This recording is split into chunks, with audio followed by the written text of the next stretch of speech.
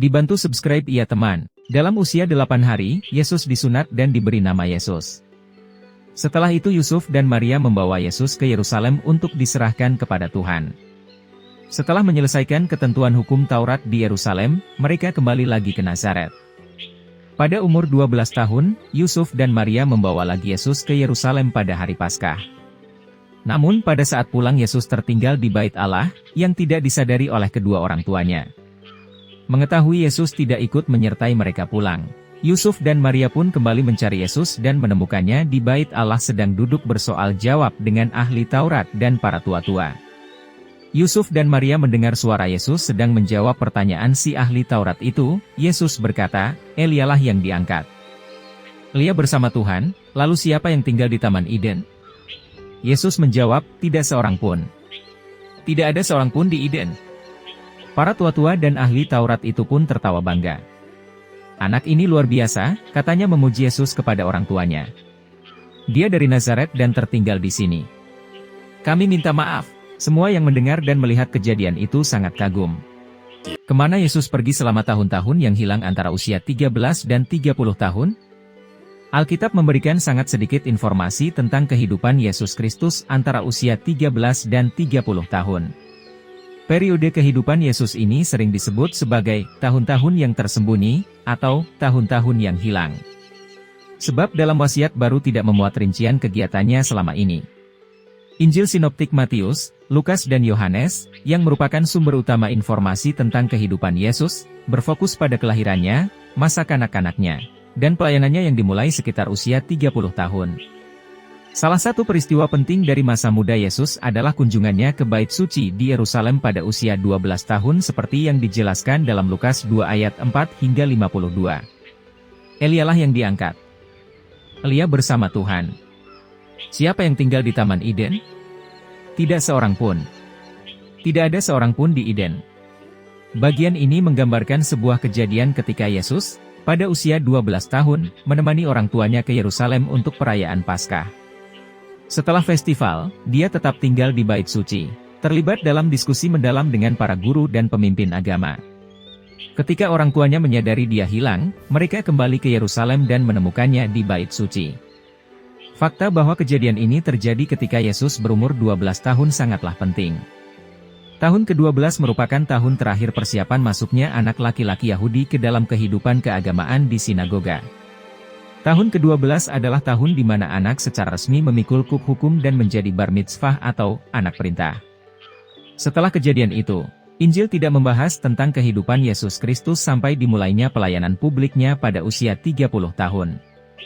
Ada berbagai teori dan tradisi tentang apa yang mungkin dilakukan Yesus selama tahun-tahun tersembunyi tersebut, namun teori-teori tersebut tidak didasarkan pada catatan Alkitab. Salah satu spekulasi umum adalah bahwa Yesus melakukan perjalanan ke Tibet, Kashmir, atau beberapa bagian India. Namun belum ada bukti sejarah yang mendukung klaim ini. Pikirkan tentang ini. Yesus berasal dari Nazaret, yang menurut bukti arkeologis merupakan sebuah desa agraris kecil dan miskin.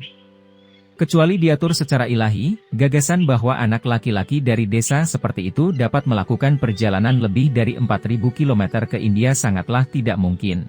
Kedua, Yesus adalah anak sulung Yusuf dan Maria. Kita tahu bahwa Yusuf kemungkinan besar meninggal sebelum Yesus memulai pelayanannya pada usia 30 tahun. Jadi, sebagai putra tertua dari keluarga yang sangat miskin, dia akan membantu ibu dan adik-adiknya untuk bertahan hidup dalam budaya petani subsistem. Mungkin inilah sebabnya dia menyuruh Yohanes, saudaranya, untuk merawat ibunya sebelum dia mati di kayu salib. John 19 ayat 26-27. "Nak, lihatlah ibumu." Dia mendelegasikan tanggung jawab, karena dia tahu dia tidak akan ada secara fisik untuk menafkahinya. Di manakah Yesus ketika berusia antara 13 dan 30 tahun? Kemungkinan besar ia berada di rumah membantu merawat ibu dan saudaranya, sekaligus mempersiapkan misi yang Tuhan berikan kepadanya. Yesus, sebagai anak tertua dalam keluarga duniawinya, kemungkinan besar membagi waktunya antara mengurus keluarganya dan mempelajari Taurat di rumah. Semua anak laki-laki Yahudi diharapkan mengetahui Taurat. Ketika mereka mencapai usia remaja, sebagian besar akan mengambil pekerjaan penuh waktu dari ayah mereka. Seringkali, orang yang paling rajin belajar akan melanjutkan studinya, berupaya menjadi penulis, guru, DLL. Kemungkinan besar Yesus akan melakukan hal ini di kota terdekat, Kapernaum. Kebanyakan rabi tidak secara bebas menafsirkan kitab suci, mereka hanya mengajarkan apa yang diajarkan oleh rabi mereka sendiri. Sebaliknya, Yesus adalah salah satu dari sedikit rabi yang tercatat, mengajar sebagai orang yang mempunyai wewenang, Matius 7 ayat 29. Ini berarti bahwa dia menafsirkan kitab suci dengan cara yang baru dan unik, membawa pemahaman dan wahyu yang lebih dalam terhadap firman tersebut. Pemahaman ini memberikan banyak pencerahan terhadap beberapa cerita yang terdapat dalam Injil Sinoptik Matius, Markus, Lukas dan Yohanes. Misalnya, ketika Yesus memanggil Andreas, Yakobus, Petrus, dan Yohanes untuk mengikuti dia, mereka tidak terkena pengaruh sihir. Mereka tidak tiba-tiba dan secara misterius tertarik untuk menunda pekerjaan dan keluarga mereka karena Yesus tampak seperti orang yang menarik. Mereka merasa terhormat dipanggil oleh Rabi meskipun mereka belum mengetahui bahwa dialah Sang Mesias. Ini mungkin berarti bahwa mereka sudah mengenalnya sebagai guru yang lebih hebat dalam dunia ini. Tahun-tahun Yesus yang hilang merupakan bukti lain bahwa Alkitab bukanlah fiksi, tidak palsu. Jika penulis ingin memperindah kehidupan Kristus, mereka akan menemukan sesuatu untuk mengisi tahun-tahun yang hilang. Sebaliknya, mereka hanya menceritakan kisah tersebut karena mereka mendapat ilham ilahi. Tahun-tahun yang tersembunyi akan tetap menjadi misteri.